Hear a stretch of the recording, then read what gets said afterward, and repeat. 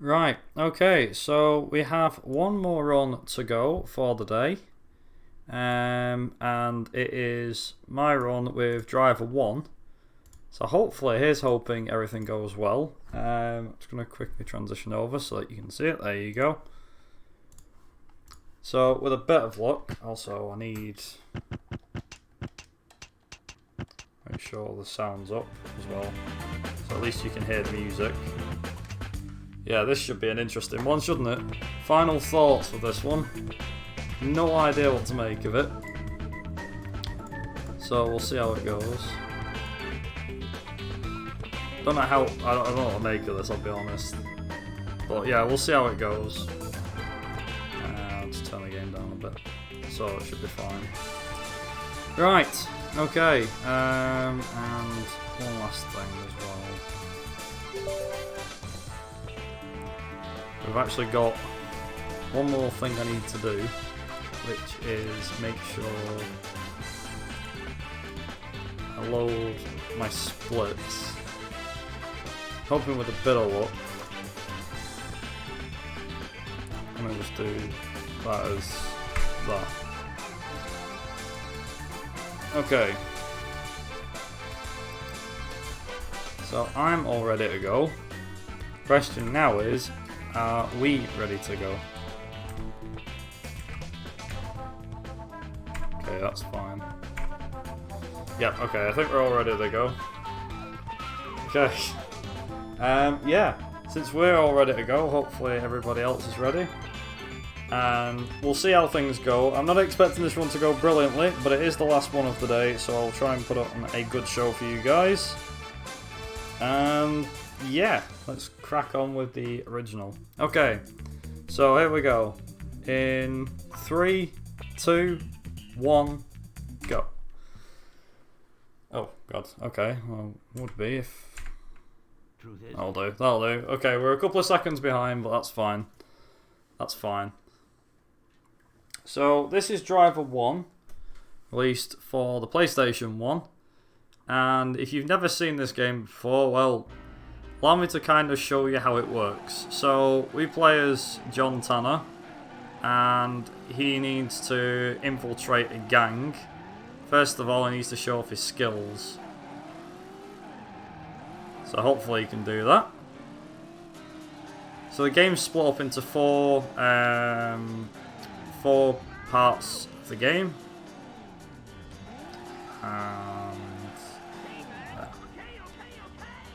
So it's got four cities altogether.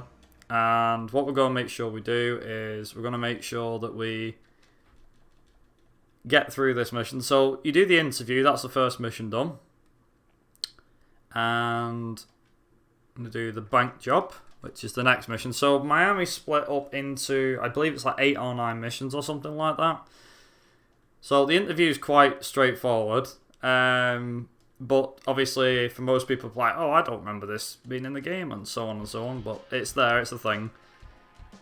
So just like the original, well, I say just like the original, just like in the Driver 2 run that you've just seen, most of this game is pretty self-explanatory. There's not a lot to it.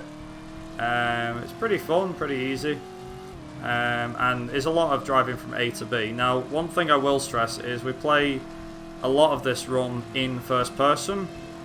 And we often look to our left and our right.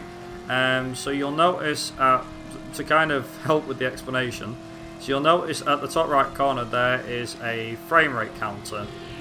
And when you play in first person, it actually renders less things on screen, so it allows for a better game speed, better frame rate, things like that.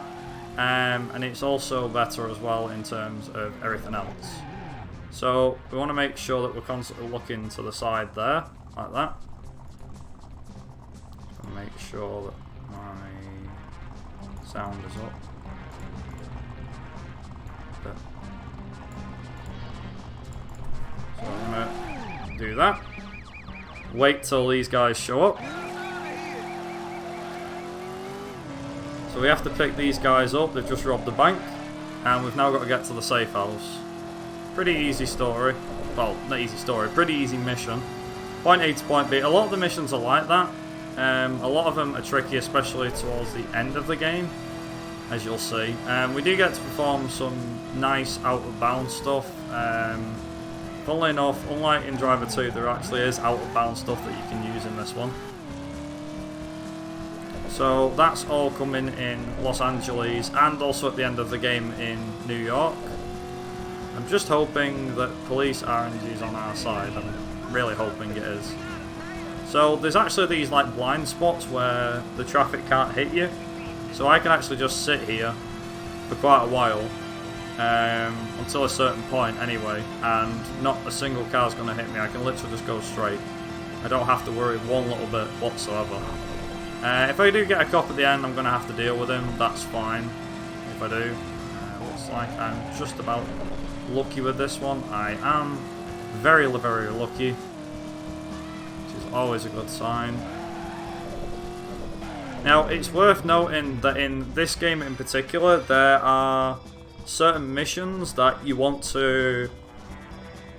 there's certain missions that you can select. So you have this... what is it? You have this answering machine, and it often has several missions on it. And you can pick and choose which one you want to do. You don't have to, but it always helps to pick one. So we're going to be pressing right on our controller, or left, depending which one we want to choose.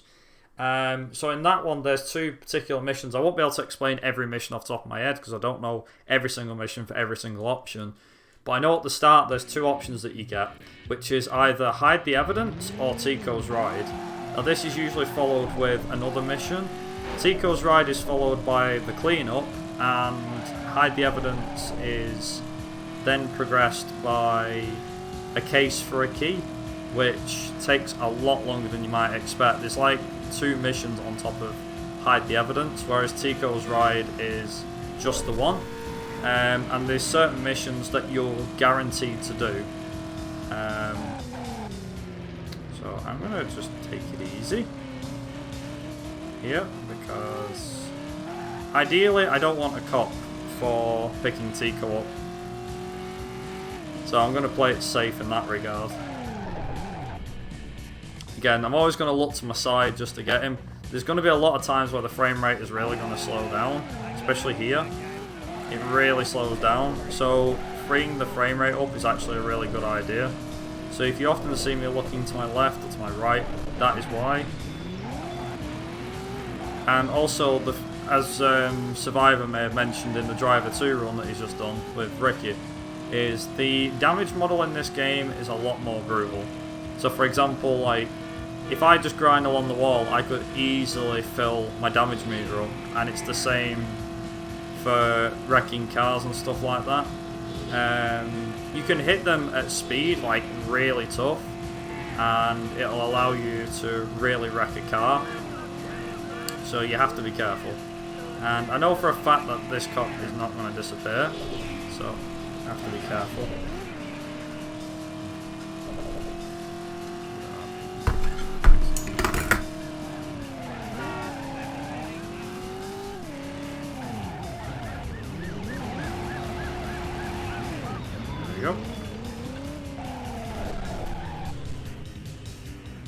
Also, Tico is now going to go and kill somebody, like you do.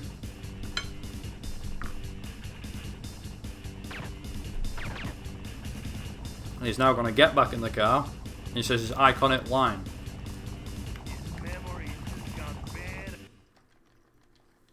Which was apparently, his memory has just got better.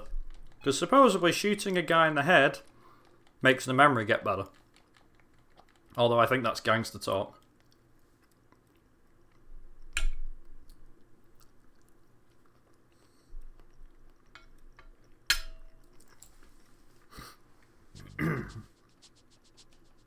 So this is the cleanup.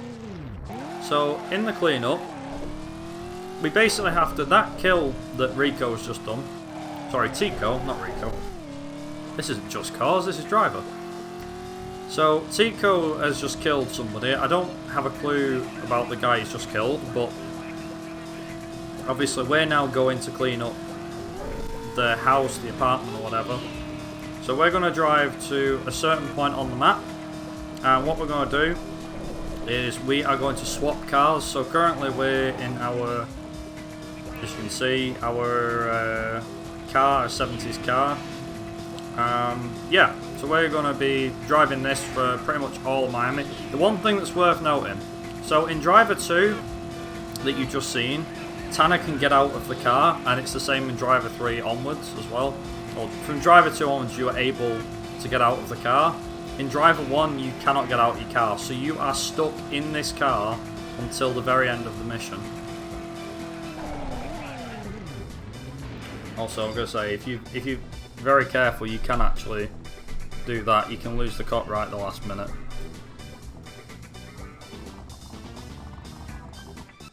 That's part 1 done.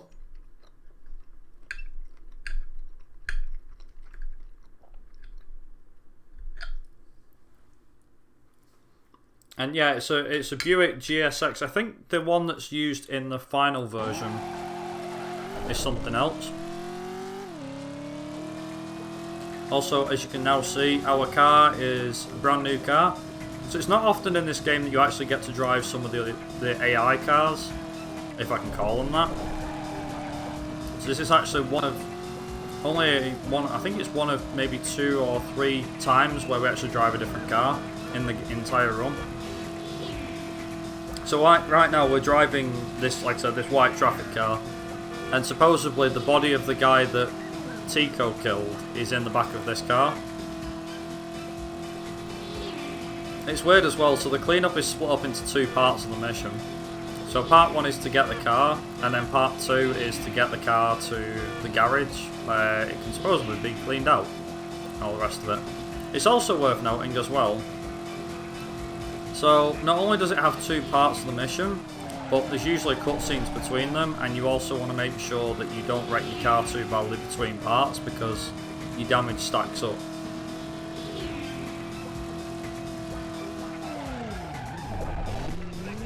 So I was not lucky on this one. That's bad.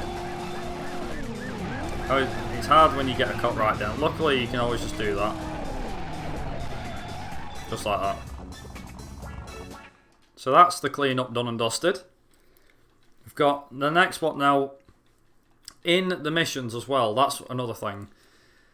So I think, well, I may have already mentioned this, but some missions are mandatory. So for example, this next mission that we're about to do is called Tanner Meets Rufus. This, along with Bust Out Jean Paul, which is coming after it, they're mandatory.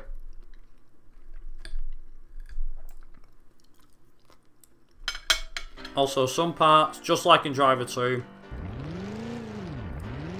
are based at night, as you've already seen, and also during the wet, so in wet weather.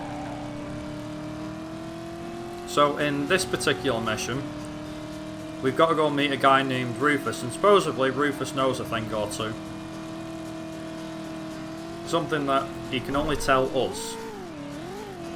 He also wants us to meet a contact of his who tells us to break out a guy called Jean Paul. And this Jean Paul is apparently he's a criminal, I think. I'm not quite sure of the story, but yeah, I think he's a criminal, but we have to bust him out.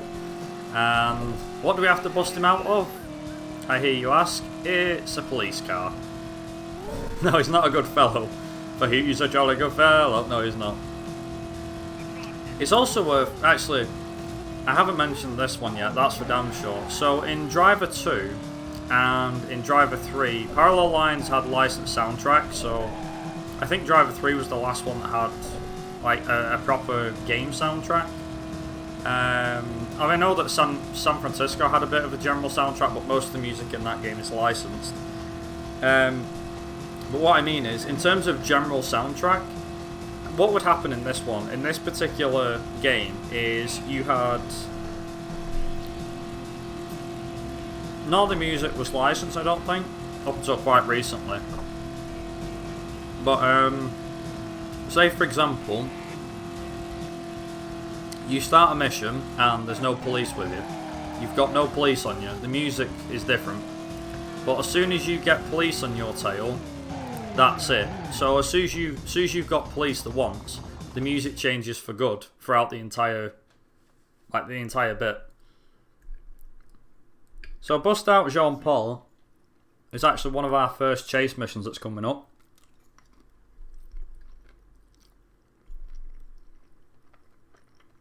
It's quite a good mission, I'm not going to lie.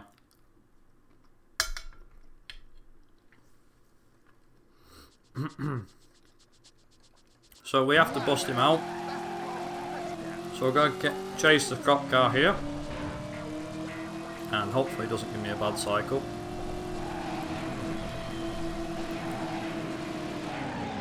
No, he didn't. That was a really good cycle, actually. So the cars have infinite mass on them, and you have to be very careful. Also, hopefully the frame rate speeds up a bit. I'm hoping it does.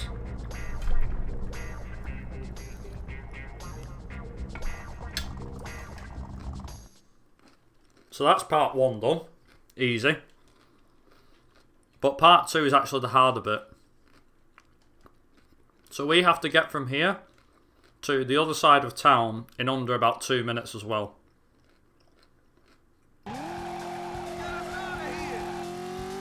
So there's 3 highways here. There's a big thick highway and 2 thin highways. The one on the right hand side is one that goes to Dodge Island. Funnily enough, that actually appears in Driver 3 as well. Because you do actually go back to Miami in Driver 3, which is quite cool.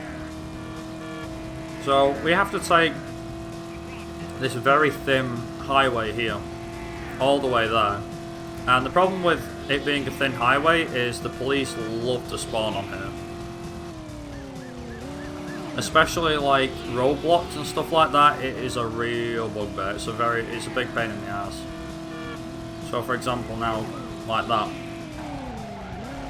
Once you learn the cops' patterns, it becomes dead easy to dodge the police. But God forbid you get a frigging roadblock on here. If you get a roadblock on this road, it is not easy to navigate through at all. In fact, far from it. Also, that was extremely frigging close. I'm just hoping now, if after a certain point, after a certain point, the cops do not spawn anymore. So I've got to be very careful with this and hope that I can lose him, as I have. Okay, that's good. Cop. There you go. So that is Bust Out Jean Paul done. Thank God that's actually done and dusted, because that's actually a really tricky one.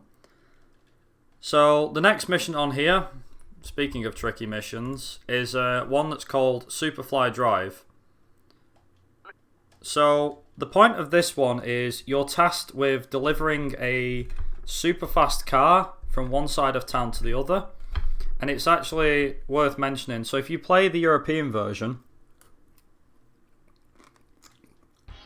of this game, you'll find that your time limit is 2 minutes 40. Whereas on the North American release, you get an extra 5 seconds. I think on the Japanese release, it's an extra 10. So if you want a real challenge, play the European version of this game, because it has a shorter time limit. So, on this mission, you can't afford to mess about. You really do have to put your foot down the whole way. Now, there's several routes that you can use to get to the other end of the map. Me personally, I use one particular route, and it seems to work quite well. So the car I'm driving right now is extremely sensitive to damage, meaning we can't afford to get it knocked or anything. Now bear in mind, as you've already seen through the damage model on this game, that it can be very brutal. Like you grind, like you touch a little bit of something and your car's really badly damaged. Now, I will mention this, is that it is completely RNG at the end of this particular mission, whether I get a good police spawn or a bad one. Because if you get a bad police spawn, there's no way of triggering a good one either. This is the downside. It really is RNG, whether you get one or not. If you're lucky, you can actually get a cop spawn right near the end and lose them just before the end, which is quite good. So I have to be extremely careful here. There's a lot of missions in this game where you have to lose the tail at the end. It's no different from Driver 2, because Driver 2 had the same thing. But obviously Driver 1 came before it, so it did it first and blah blah blah blah. So, on this particular bit, if I get a cop coming towards me, like now, it's not too bad because I should have enough time in hand to lose him before I get to the end. At least that's the plan. I have got a sports car here, so losing him should be a possibility. Yeah, that was perfect. That was probably the best RNG I could have hoped for. Yeah, like that. So if you get really bad luck, then obviously it makes things a lot worse. Not only that, actually, that's also something worth noting. You can go over that little thin highway that we took for that bust out Jean-Paul mission. If you can get across that and get to the end of the mission, you can make it. Well, you can get through the mission faster. Let's just put it that way. So this is another mission that we do, and whether it's quick or not, it depends. But there's a couple of chase missions in this. Some of them will be nice, some will be nasty. And there's one particular at the end of this, which is particularly rough. So here's one that is actually, this seems like a nice pattern to have.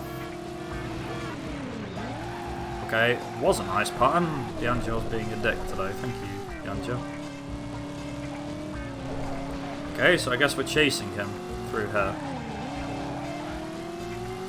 Thanks for that, D'Angelo. Just what I needed, yeah, okay.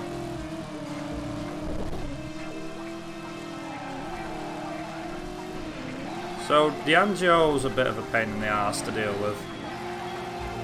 He can either be really good and really be on your side, or he can be like this. So now I'm going to have to chase him.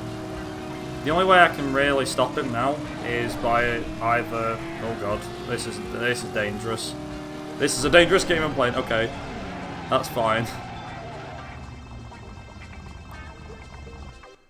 Oh, that's fine. Okay, we got him. We got him. So that mission can be quite brutal if you're not careful.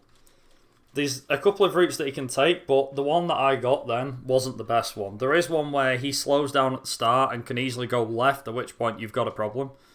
Or you can choose to ignore that and you can choose to go straight on, at which point he slows down enough that you can just grind him until he dies.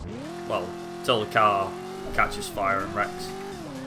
So, this is the Informant. The Informant is the final mission in Miami.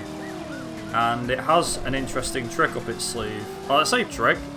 There is no trick. The police spawns in this are completely random, as they are in most missions, but you have to be careful that you don't get the wrong ones. So the idea is we need to beat that tram, which is over there as you can see. And we've got to make sure that the police don't hit us bad enough.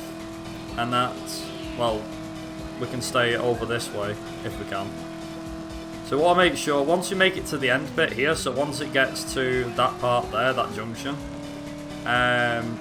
you're more or less in the clear. So you can actually follow this tram all the way around if you want. But if you stay dead close to this building, and then just slowly go up the footpath here, like so,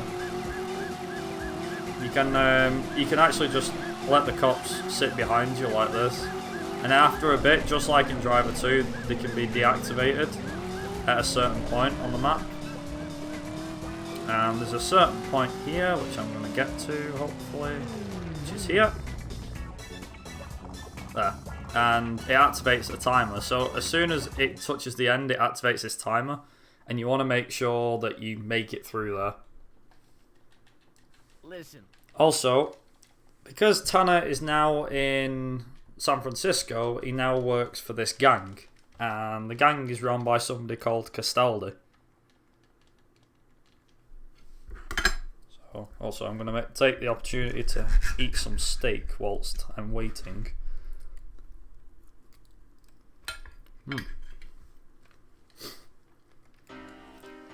Do excuse me. Eating during a speedrun? What is this? Oh no. So,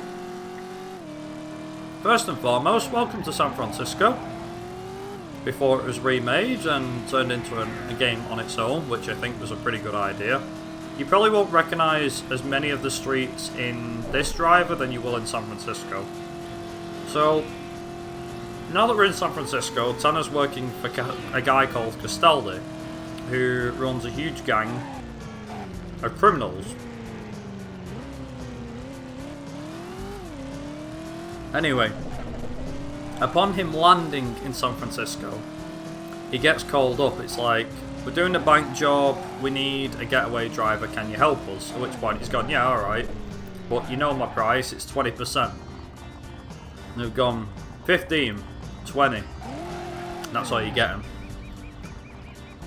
So, you can get really close to that wall. The close, you may have noticed whenever I'm waiting for something, I want to try and be as close to where they come out as possible. You'll see that a couple of times. Also, I've nearly got that now. I'm nearly getting that. So, me and Iceman do something. I say me and Iceman. Maybe some of the other runners have done it before, but you can do something called beat the tram, which is after you pick the guys up, there's a small chance that you can beat that red tram that you saw at the end of that thing. So if you're quick enough, you can actually beat it. It's also worth noting that, in my opinion, San Francisco and Los Angeles have quite fun missions. We'll get to one in particular that is my favourite. So on this one, in the next couple of missions, we do hope that we don't have, we don't get any bad luck on the police or anything like that. Again, there is like a no-hit zone, which if I stay on this line, I have to keep looking straight, but you can actually not get a, you can be lucky and not get a car turning on you here. Now, I'm going to get a cop at the end here, that's guaranteed. Yes? Is he going to see me, or am I going to make this? No, I'm going to make this, okay, cool. Yeah, I just about made that at the end, holy cow, that was close. So, that's the casino job. Yeah, you have to get to the safe house as quick as possible. It's not easy, but it is what it is. So, the next mission that is coming up, that's in San Francisco, is one of several missions. Now, it's worth noting that San Francisco, really, you need to do this mission. I think, providing you've got this far past the game, up till now, you want to be doing this mission, and there's a reason. So this mission is called Guns in the Trunk, and there's a guy that's on the voicemail, and he's like, come see me down Fisherman's Wharf. Presumably he's got guns in the trunk, hence the reason of the title. Now, it says 3 minutes 20 to do this mission. I'm pretty sure, I'm not going to lie, I'm pretty sure that the time limit for this game, this mission, was broken. And you're about to see why. They give you 3 and a bit minutes to do this mission. And I'm not talking the whole mission, I'm just talking this first part. You'll see why in a second. Just watch this. I'm not going to worry too much about the police. So they've given me 3 and a bit minutes. Okay, presumably I am miles away. No. Here is the end point. I've got here in less than 1 minute. Just like that. Also, we're going to turn around here because we're actually going to be going back the opposite direction. But it's worth noting, you probably, as a first time player playing through this run, you could actually, well, yeah, if you wanted to, yeah, you could do that, King. You're not wrong.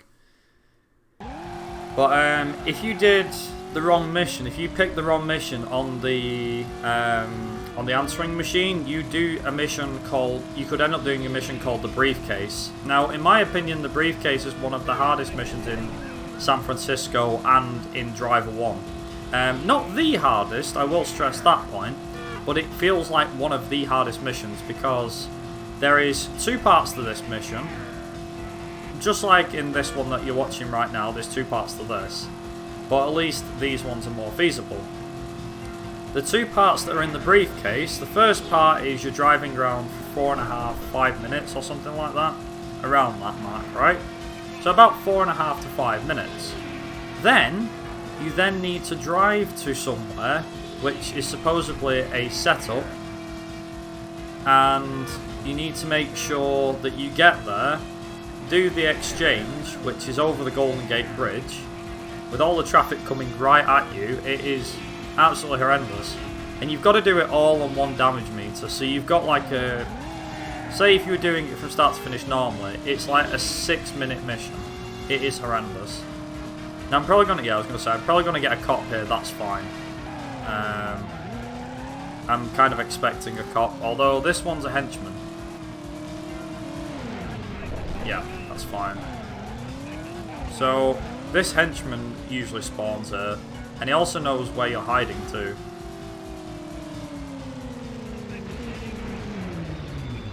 There you go. So you can just wait for him. And that is guns in the trunk done and dusted. Now, the next mission in this game has to be, in my opinion, one of my personal favourites. It's probably a lot of personal favourites, and if you've never seen this mission before, you might have seen people do it before. So this mission, without having to do anything, is called Taxi. And it's as it sounds. You have to terrify the crap out of somebody using a taxi. Does this sound familiar? You'd be right if you thought it was in San Francisco, because it started here. So to freak this guy out, you have to drive fast, go near places, things like that, go right near everything. Hit a wall at speed as well, and then do donuts. Like that. Just like that. And done. Easy peasy. That's Taxi. We've now got Cozy to the Chopper, which we're going to do next. Also, this steak I'm eating right now is very, very nice. I won't lie.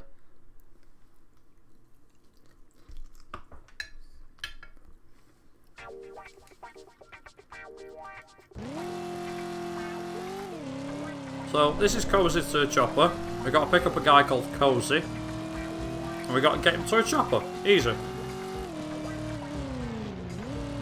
It doesn't take much imagination to think what would happen in these missions. It really doesn't. It's like, what happens in this mission, I wonder? You get a guy called Cozy to a chopper. Yeah, I could never tell from the name of this one, could I? So, Cozy's just over here. Now, I've come this particular way to pick him up, and there's a reason for that. It's because you want to be heading this way anyway to get him to the chopper. So we're going to be going in a straight line for a fair bit. These jumps are particularly tricky, personally. So I have to... normally I don't let off the gas. I usually full pelt it, you know, full send, go for it. But not anymore. Well, not today. So I have to be very careful about some of the traffic cars on this mission, because the traffic, just like in any other driver game, is RNG.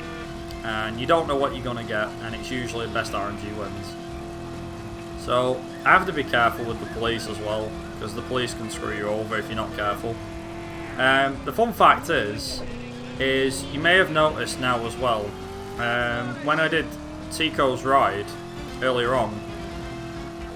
So yeah, when I did Tico's ride earlier on, what we did was I deliberately did a spin with my handbrake to put me closer to the house so he doesn't have to walk as far.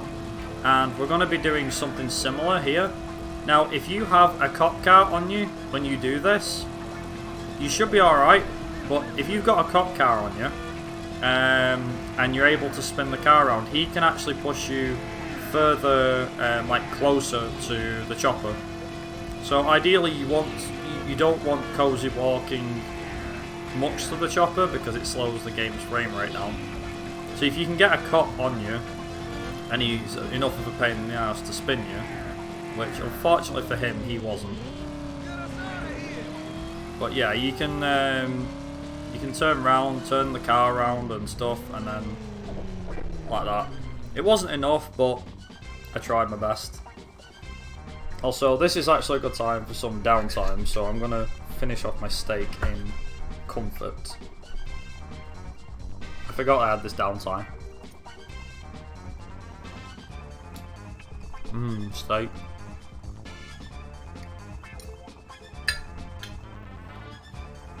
Just like that. Is the steak good? Oh yeah, the steak's really good.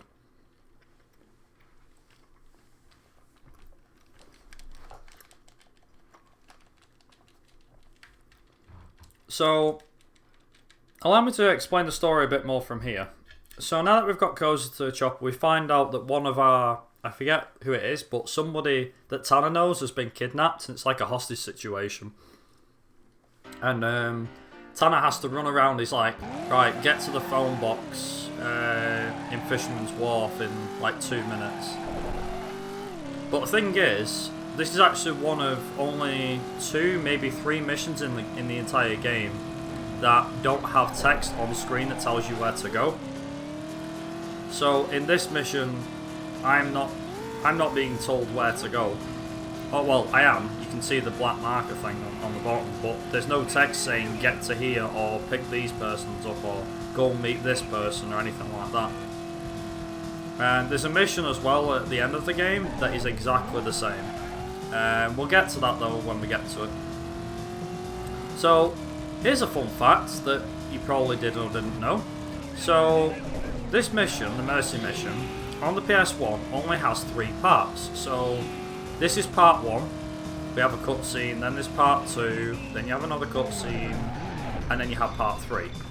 And after part 3, the game ends. But if you play the PC version and you do this mission, you do the 3 parts, but after the 3rd cutscene, there's a 4th part, which gets you near the park, I think it is.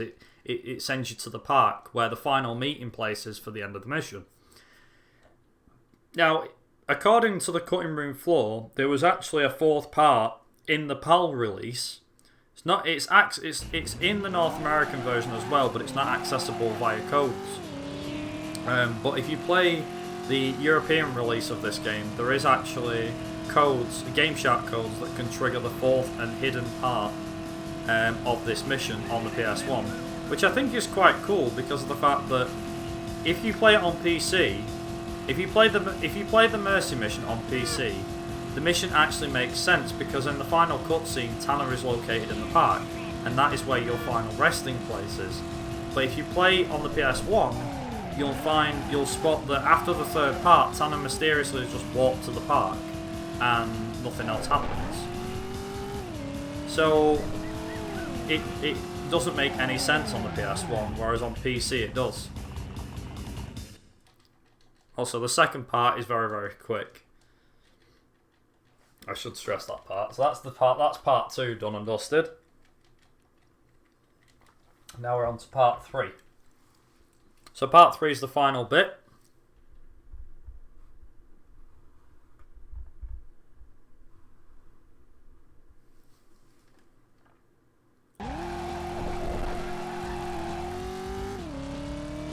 So we're going to drive up to the final one. Now the last one is actually really far away. However, if we follow these tram tracks, we can actually follow them a fair distance.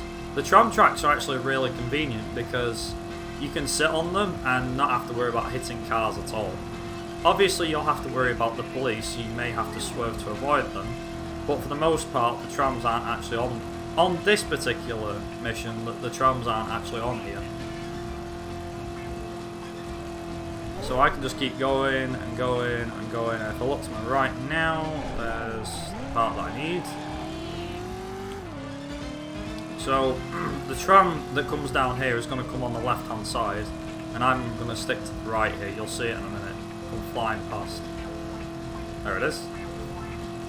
Just disappears, as you see.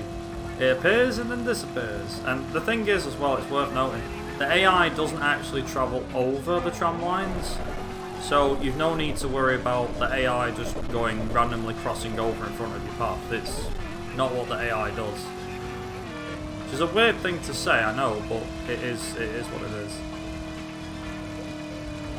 So, last one's got a jump. Very nice. There you go. And that's the Mercy mission done. Now that's another thing as well is there's no save point at the end of that mission. So you'll see now that cutscene, Tanner's in the park. If you play the final part, if you played the hidden part of the PS1 version, then it would make sense. But it got cut for some reason. I guess maybe to do with problems with time or something. I don't know. But it is accessible via Game Shark codes, which is pretty cool. So this next mission we're doing is called the Setup, and it's actually the quickest. I say quickest, there's several missions that you've got. There's the Setup and Hyde Street Pickup. Now, both missions are around 2 and a bit minutes each. The Setup involves you getting to a garage, finding out you've been set up, and then driving back again. It's pretty easy. But in Hyde Street Pickup, you've got to go and pick a guy up called Ross and then get into the Mafia. The problem is with that mission is despite it being slightly shorter than the Setup, in my opinion, it's actually more risky because the thing is when you get near the end where you're supposed to drop off Ross, you have this problem where the AI loves to just keep respawning all the time. Like the police AI just loves to respawn over and over and over.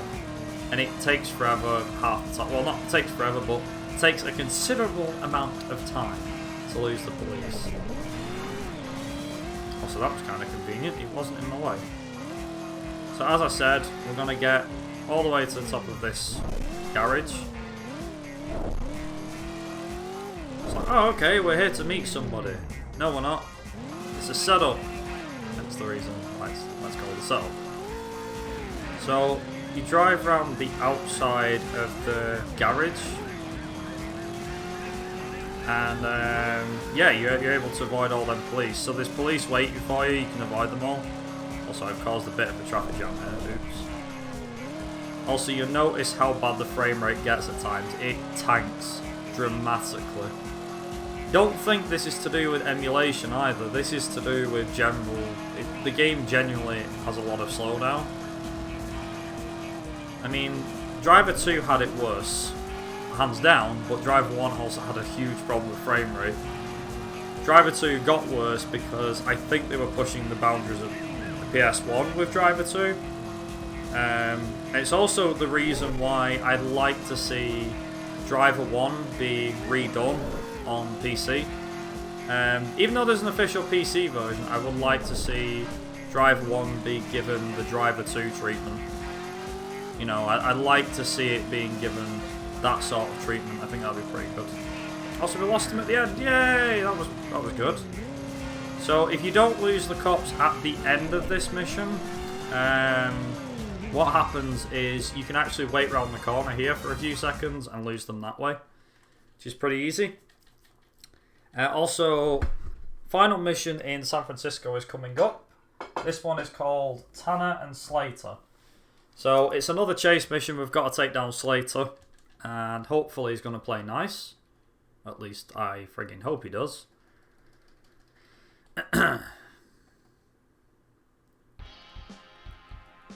So Slater play nice. Okay, I don't know what cycle this one is. Is he going to turn right? No, he's not. Okay. Nice, that was a quick cycle. I've never had that cycle before. That was a very good cycle. Okay, so that is San Francisco done. Now, here comes the part what I mentioned, the out of bounds part. So in Los Angeles, we actually only do 4 missions. So these 4 missions are steal a cop car, the chase, the Maddox hit, and Beverly Hills Getaway. And the reason why we do Steal a Cop Car and Beverly Hills Getaway is because we use a glitch in both missions. And you're about to see the glitch being performed. So the glitch is actually something that I think I remember doing it as a kid, but I didn't remember it, or didn't even consider it. I thought it was just me being stupid and not knowing how to drive. So it turns out the barrier along near, also it's the one and only time we drive a cop car. So where the ocean is here, there's actually a weird glitchy barrier that you can hit, and it causes the car to go into the water, and if you sink the car, then what ends up happening is, well, hopefully this will speak for itself.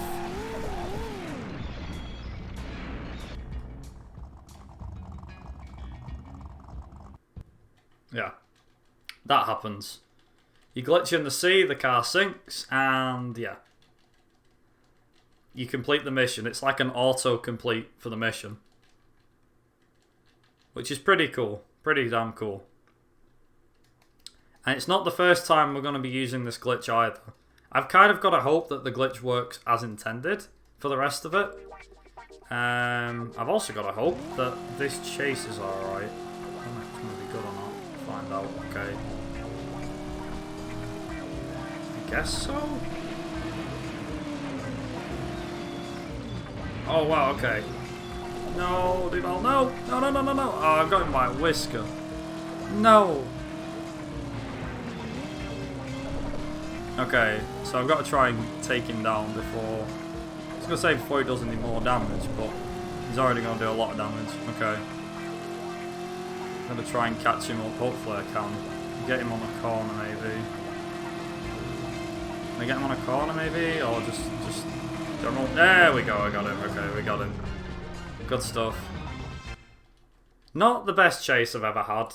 I could have got him quicker than that, but whatever. So that's actually a mandatory mission. So the chase and this next mission that's coming up, which is called the Maddox Hit, they're both mandatory missions.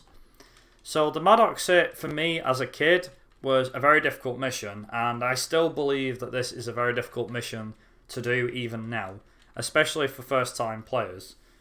So the Maddox Hit is split into 3 parts. First part is to go and pick up a bunch of assassins from a garage. Second is to get to a Chinese restaurant to put a hit on a guy called Bill Maddox. And then finally we have to escape to the safe house. So the first part, as you can see, is quite a long mission, this one. It's about 4.5 minutes or so. Also, it doesn't exactly help when you've got police on your tail, but whatever. We'll go with that. We'll just run with it. So, police aren't exactly a huge problem in this mission in particular. Hopefully we can lose him. Yeah. So at some point you're probably going to get the police on you on this mission, and I usually do anyway, so it's fine. Whether in regards to whether you'll get like the good police RNG or not in this game is completely random. I mean, you just don't know. You seriously just don't know. So we've got to drive all the way down here, and there's probably going to be a cop waiting for me. Yes, there is. Now, as you can see as well, the slowdown is real. Does it affect gameplay? Yes, it does, a little bit. Not too bad, but yes, it does affect gameplay slightly. It's also worth noting as well that in Driver 1, there was a huge emphasis on time limits. A lot of the missions have very harsh time limits. So that was convenient. I spun my car on, nice. Also, guy just casually going through the floor, which I find quite funny. So, it doesn't really happen too often, but you can get the AI coming through this wall here. They just drop through the ceiling for absolutely no reason whatsoever. I honestly don't remember the logic behind it, but the AI just sometimes clips through the floor. They just drive straight through the wall, clip through the floor, bosh. Dead easy. But yeah, it is absolutely mental, really. And again, we're going to do the same as what we did the first time. So we're going to just do this, just look to our right, and constantly do it, constantly do that. Now, in the third part of this mission, I'm going to do the third part legit, because if you do, here's the funny thing. So you can do the third part of this mission legit, or you can use that glitch that we just showed you. If you use the glitch, it's actually about 20 seconds, maybe 30 seconds slower, whereas if you do it legit, it's actually a lot quicker. So you're kind of hoping that the police aren't stupid and aren't too harsh on you. I know that once you get past a certain point, it's actually a lot easier to do as a whole. So I'm going to hope, well, again, I'm going to pray that things go alright in this one.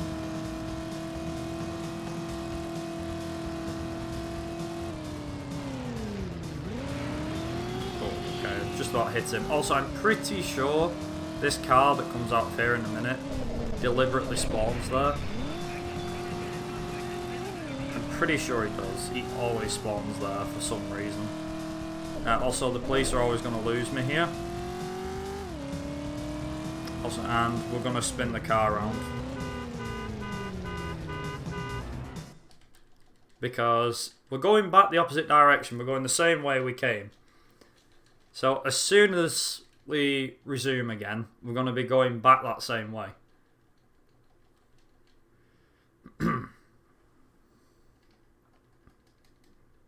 And then hopefully, once we've done this, like I said, we've then got Beverly Hills Getaway, and that's Los Angeles done. Los Angeles is done and dusted in about 10 or 15 minutes, not even that. The big downside is what comes after. So, New York is coming after this, and New York is very difficult. The missions in New York are brutal. There's two particular routes you can use to finish the game. One involves saving somebody called Allie, who I believe she's a character in the story. I forget what she actually does with Tanner. I think she's a lawyer or something like that. So that's one of them. The other one being that you don't save Allie, and that's it really. But both sides of the plot are completely different, so you can actually get one of two endings depending on which version you play. Well, not depending on which version, depending on which mission you choose as a final mission. Oh, hello. Cops have showed up on this side. Also, look at how clean the frame rate goes. It's like 22 frames, 30 frames, 22, 30, 22, 30, 22, 30. It's actually weird how you can do that. Also, just missed that cop then, that's convenient. So there's never usually any traffic that spawns on here, so I should be alright here, just driving sideways. Yeah, there's never any cars down here or anything like that. I don't know about police, but yeah.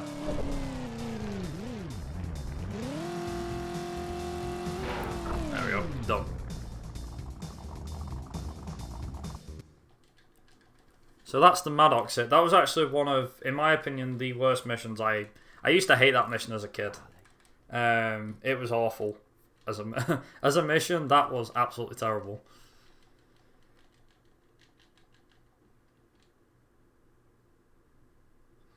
So the final mission, as I've said, is Beverly Hills Getaway, and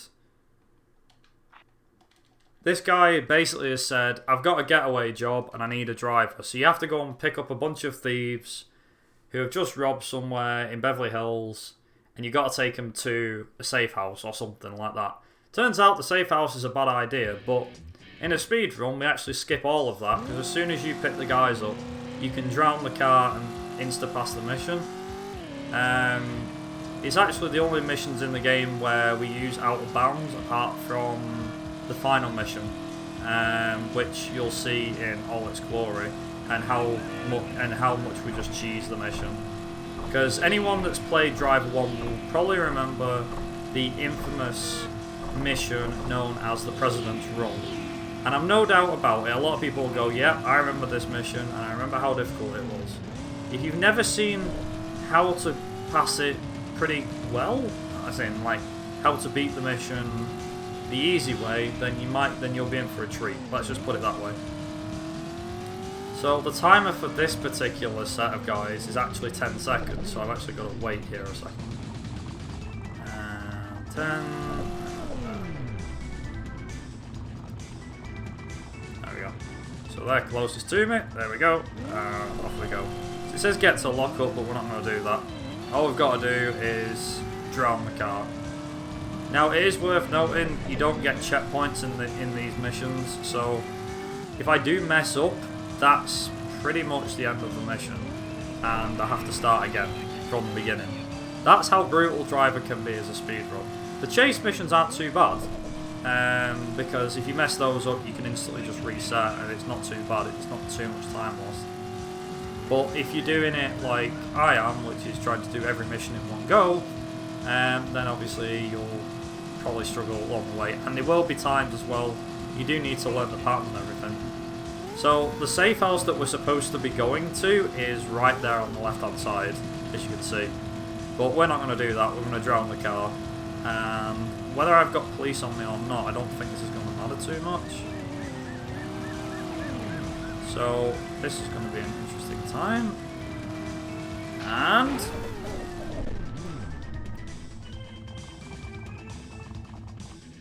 that was pretty good. Okay, that was very, very good. And that is Los Angeles done and dusted.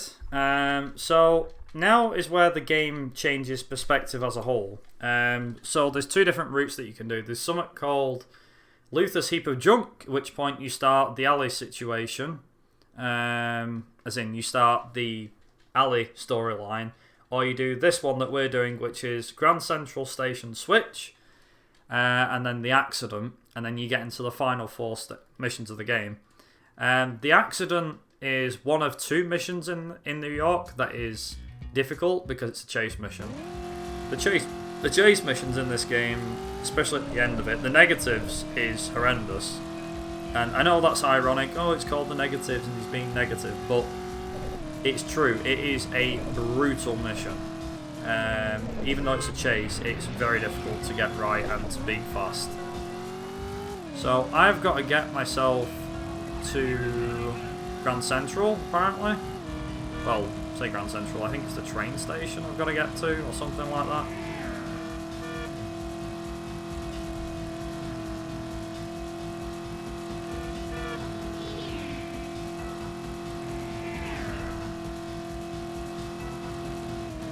Oh dear, okay.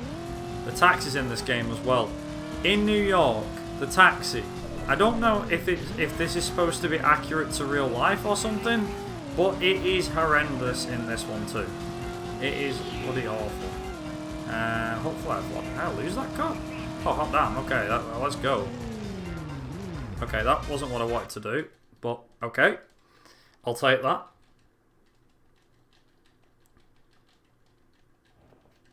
So that's part one done. We've now got to go from where we are at Grand Central. I think that's Grand Central, I'm not sure. But where we are now, we've got to go and make an exchange. We've got to meet the buyer or something like that. Meet the contact. I'm going to have to... Oh, there you go. Sorry. So that wasn't Grand Central. Okay. I thought it was Grand Central. Obviously it's not. So now we've got to get to Grand Central. So we've met the contact. Now we've got to get to Grand Central. And we're going to make the exchange over there, and then we've got to get back to our original contract. And as I said before, the frigging taxis in this can suck a fat one because they are horrendous. Whether this was supposed to be realistic to real life taxis, I could easily see why, if it was.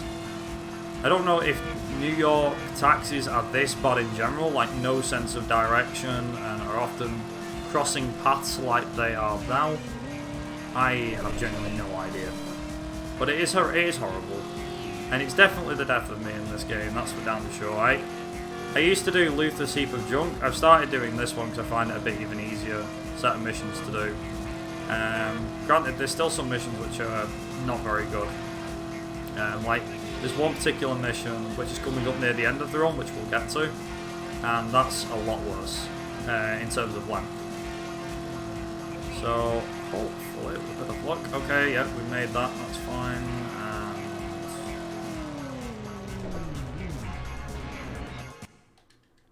Nice, that's part 2 done. So now what we've got to do is we need to get back to our contact. Now this third part is tricky because not only do we have to get back, we're not under a time limit for this one, which is great. Thank God there was no time limit. But now you're being tailed all the way to the end. And when you're being tailed like this, basically imagine in survival mode where the police just don't stop coming. This is exactly the same. The AI does not stop chasing you here. It's like you're being tailed and 2 of them usually spawn at the same time. So what I've got to do now is I have to now drive all the way back to where I met my contact originally. And every time I lose them, they respawn in front of me. And yeah, it is the worst thing ever. So good luck trying to lose them. I could, if I wanted to, I could literally just try to make sure I lose them all the time. But the more you lose them, the worse it gets. I mean, they're all coming from one side. It's pretty spectacular. I don't know if I'm going to get lucky in this one. I might not. No, because he's spawning right at me. Okay, this might be lucky. No, I guess not. Okay, no, it's not. No, that's lucky. Okay, that's very lucky. Holy cow, that was so lucky. Okay then. Very lucky. Very, very, very lucky. So that's Grand Central Station Switch finally done. The next one we've got to do is something called The Accident. Now the accident involves us driving a police car again, and we need to make sure that we take down a guy. We've got to make sure it looks like an accident, hence the name, The Accident. After this we have only a couple of missions left. The Accident.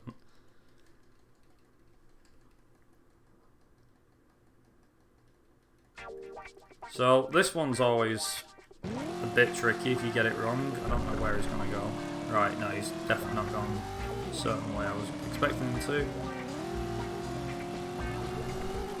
So I've now got to make sure I can somehow take this guy down. I don't know how.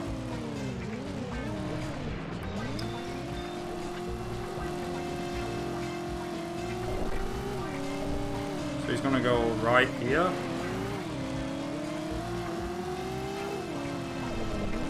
I think maybe he's going to take a right. Yes, he is. So the AI on this one seems to be drunk. I don't know why, but he's very drunk. Okay, that's The Accident done. Quite glad that that one's over. That's one done. That's one bad mission done. So after you've done that one, then you have 3 missions on the bounce, which are all going back to this.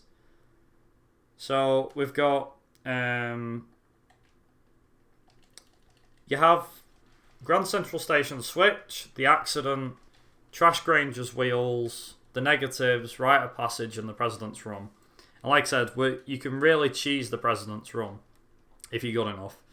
The Negatives is the bit that I am not looking forward to, because that is, like I said, that for me is probably the hardest mission. The hardest mission in the entire game is probably the President's Run, but there is a lot of difficult missions towards the latter half of the game. The Negatives is definitely one of my worst. And it's not just the Negatives, there's one called Bring a Cabin or something, and that mission is horrendous because that basically has you involved in driving a cab halfway across the city, and you can't damage it too bad, and you've got the police and you're on a strict time limit. It's awful. Rite of Passage is something very similar, because that mission's exactly the same, near enough. So I'm gonna make sure that I wreck this car here. Hey, come on.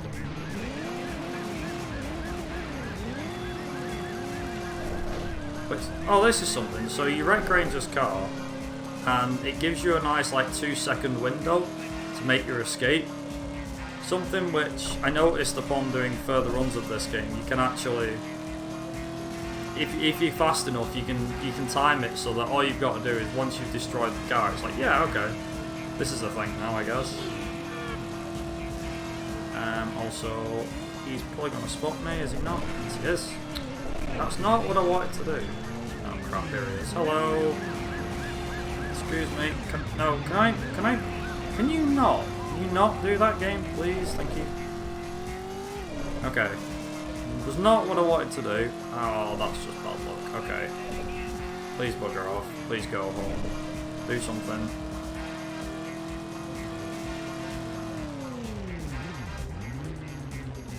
Come on. Don't spot me, don't spot me. Yeah! Bye, cop. Okay, that's that done. That's that mission done. Thank God for that.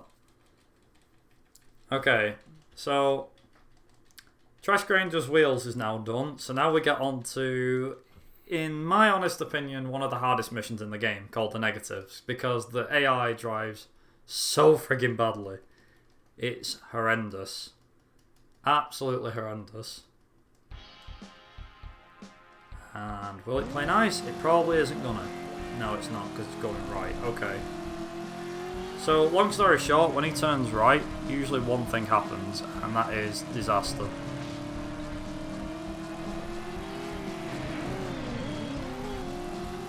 So, he's going to go around here, and we're going to catch him head on here, hopefully. There you go.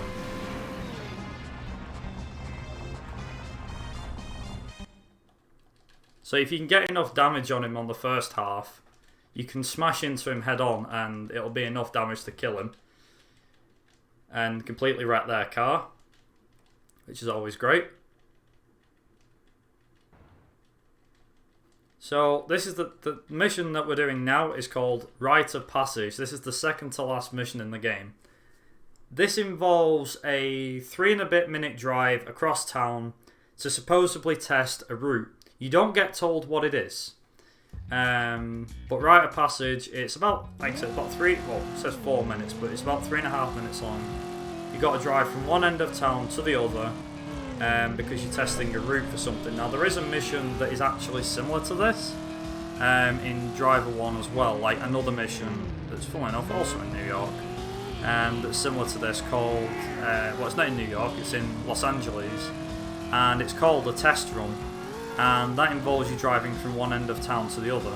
However, that mission isn't compulsory. That's one of them missions that you can do if you want to do it, but you don't have to.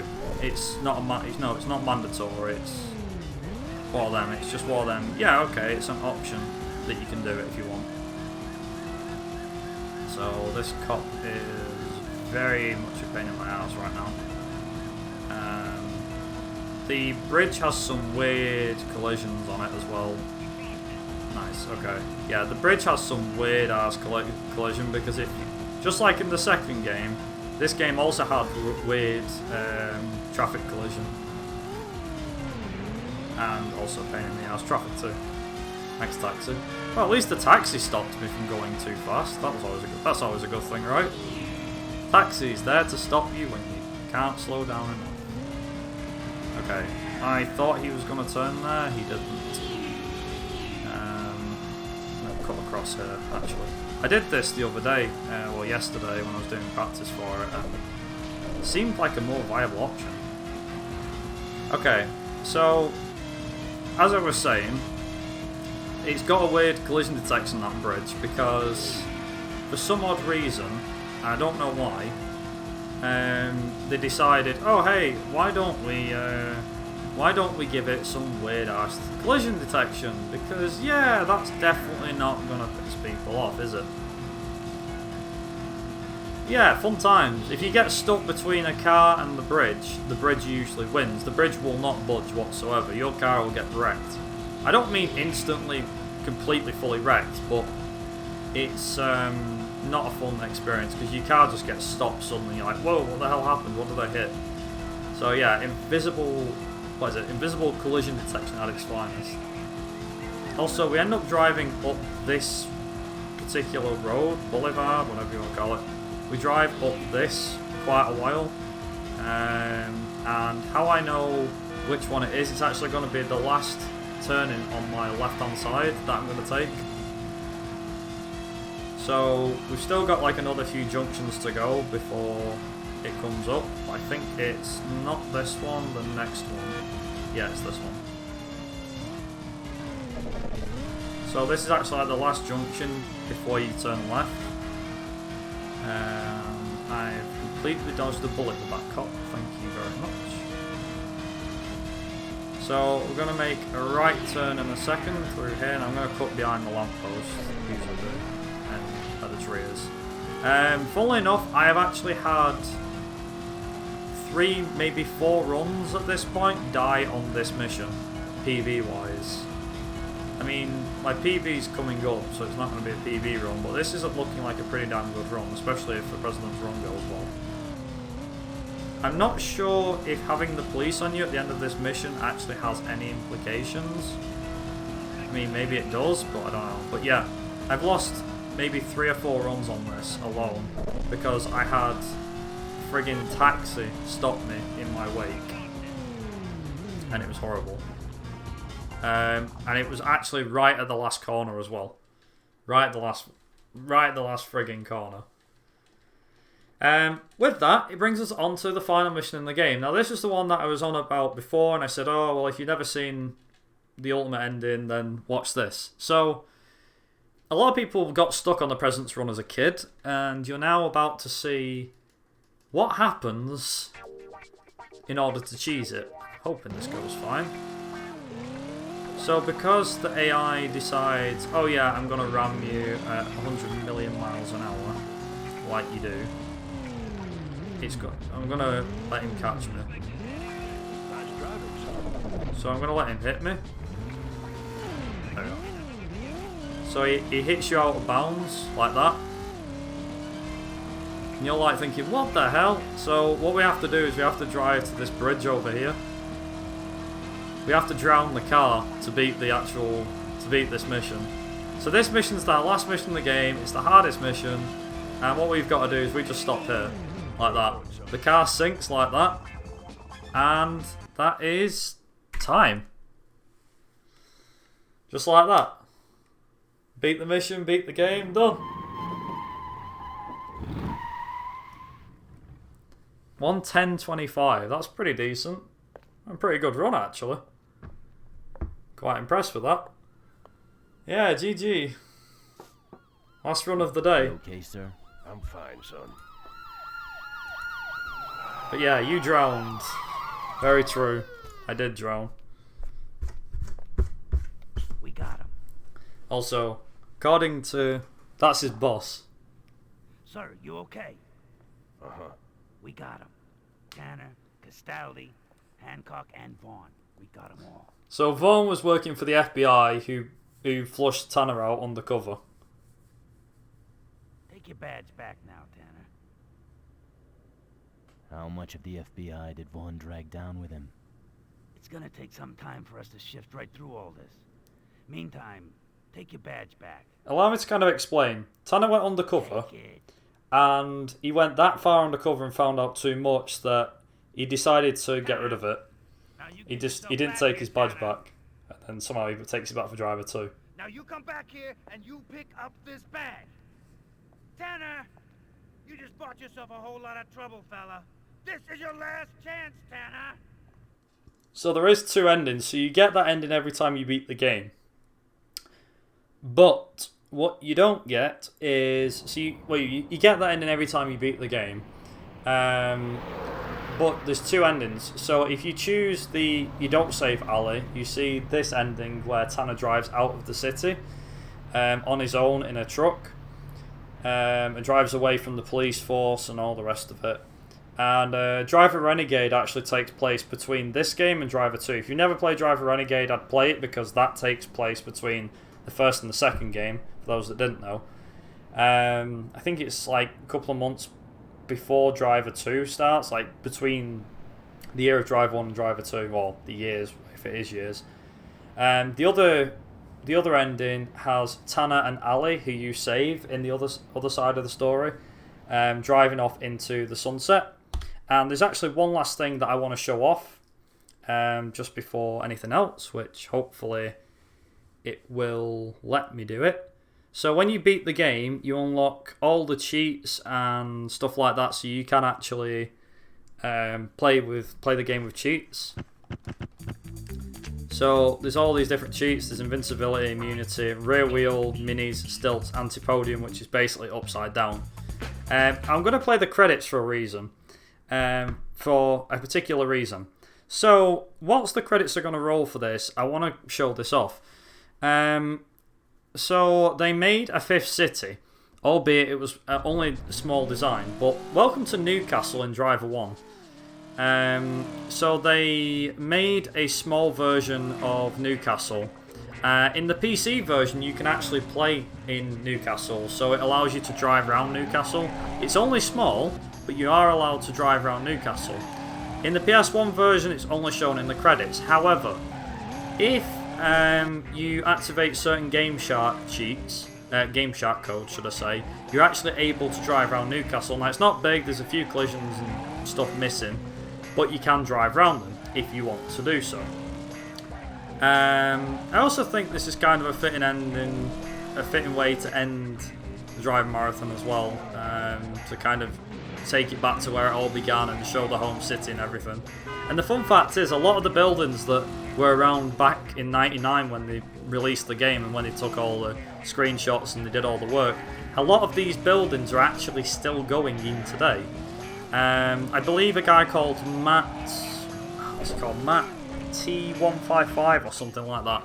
He does a lot of Gran Turismo stuff, but he did a driver video based on Newcastle, and a lot of the buildings that were around in Driver 1, like I said, thanks to using Game Shark codes and playing the PC version, a lot of these pubs and hotels and stuff are still there today, and you can actually visit them, you can actually sit in them, and and that sort of thing. A lot of them have been turned into housing and flats and all the rest of it, as you might expect. But yeah, a lot of these buildings are still there. Newcastle doesn't look this small, I promise. I've been to Newcastle, it is not nearly as small. Not been to the middle of it though, but I have been over the bridge, so there's something. But yeah, I think overall this is quite a fitting ending, to be honest. And yeah, if you never knew about Driver, as a whole or anything like that, I'm sure a lot of people here are quite big fans of it and stuff like that. But yeah, also the car just sits there like that waiting. But you can see as well, so they modelled it after an old Jaguar XK, I think it is. There's even a few as well. But it's one of them things as well. They don't drive on the right in Newcastle either. No, exactly. But yeah, that's Driver 1. And I think that just about does it, really. There's not really too much else to say other than, yeah, thank you very much for all of those that tuned in, and hope you all enjoyed it. Quickly swap over to the right one.